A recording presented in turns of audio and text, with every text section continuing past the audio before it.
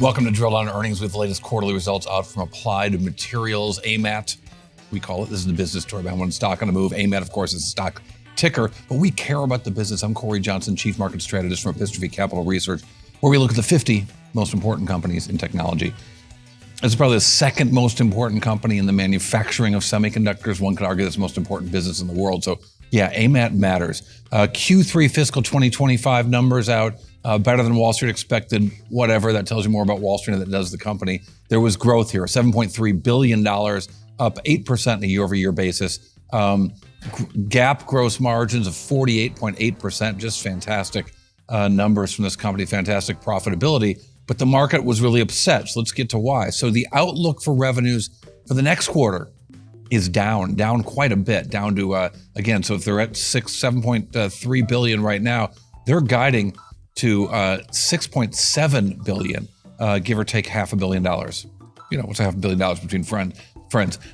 They're particularly pointing out to declines in China, which is their largest geographic customer, if you will, and leading in logic demand in China. Their display business actually is supposed to increase.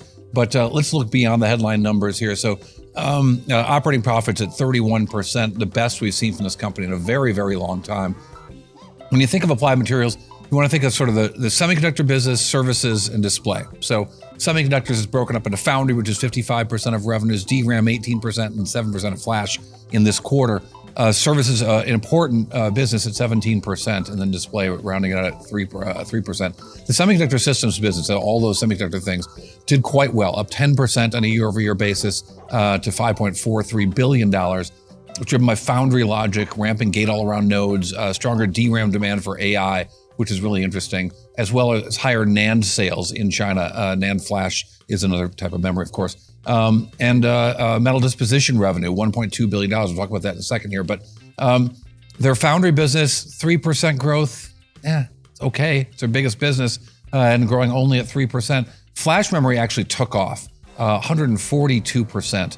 Year-over-year increase in flash, and a lot of that in China. And that DRAM business, it contracted just a little bit, but it's grown to be a bigger part of revenues here for this company. It's kind of supporting everything else that's not growing so much. Flash is still quite small. Company also announcing a $200 million investment in Arizona for a new components facility, adding $400 million in total to U.S. infrastructure spend over the last 5 years. Everyone's trying to boast about that to get happy response from the White House. The company also announcing when they talked about this, it wasn't enough to help the stock because, what matters is right now. What matters is the quarter that we're in right now, and the notion that that's going to be smaller really punished the stock. Was down 14% in after-hours trading, just plummeting after already declining 7% in the last year.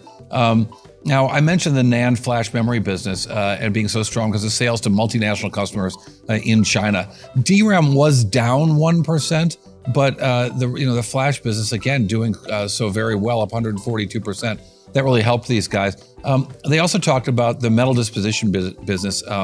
Metal disposition into China was a place that they were selling in size here. And that's important because those are leading edge nodes. Metal disposition is essentially the process of laying down like these ultra thin layers of metal into the wafer surface. So it forms the wiring and the contacts and the interconnects all into this actual surface of the chip. No more kind of circuit board wiring, if you will, carries electrical signals between the transistors right in the chip. And that business has just been fantastic for them. They said in the quarter, $1.2 billion in metal disposition revenue and wins in that business. But the concern here about the guidance is really about macroeconomic chaos. And I'll just say it. It's like, we don't know what tariffs are going to be from one day to the next. We don't know what they're going to be in one country, whether they're going to get extended, whether they're not going to get extended, how China is going to respond. We know that importers in the U.S., of course, pay those tariffs, but are there just going to be fewer orders, or the business going to go to somebody else? We know their big competitor, ASML, is not able to sell everything they want to in China. So it's an interesting dynamic, and it's a confusing dynamic, and that's what CEO Gary Dickerson said on the conference call.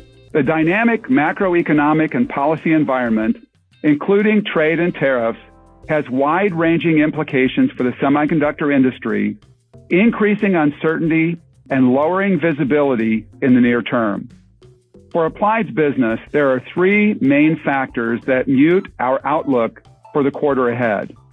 First is digestion of capacity in China. Second is our large backlog of pending export license applications, where we have taken a conservative position and assumed none of these licenses will be issued in the next quarter. And third is nonlinear demand from leading-edge customers, which is primarily linked to market concentration and fab timing. None of these near-term considerations change our perspective on the longer-term opportunities for the industry and Applied Materials. So yeah, digestion in China, backlog of export license applications, waiting to get the ability to sell stuff, and changing demand. Non-linear was a nice way to put it, not knowing what their leading edge customers are going to do from one quarter to the next. We heard kind of the same thing from Coherent yesterday, a much smaller business in the optical electronics business, but same kind of deal. They've got good customers who want their stuff, just maybe not right now. All right, what's your big drill down earnings takeaway? What's the one number that tells you a whole lot about Applied Materials? Well, Applied Materials, Q3 2025 earnings, the numbers you want to remember, not the $7.3 billion in revenues or the 8% increase it meant for this company, and the fact that it was fantastically profitable in the quarter. But I think it's that the China business bounced back, was 31% of revenues, and that's the number I want you to remember, 31% of revenues.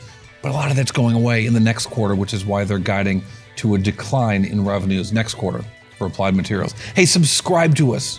We really need I need the attention. Come on.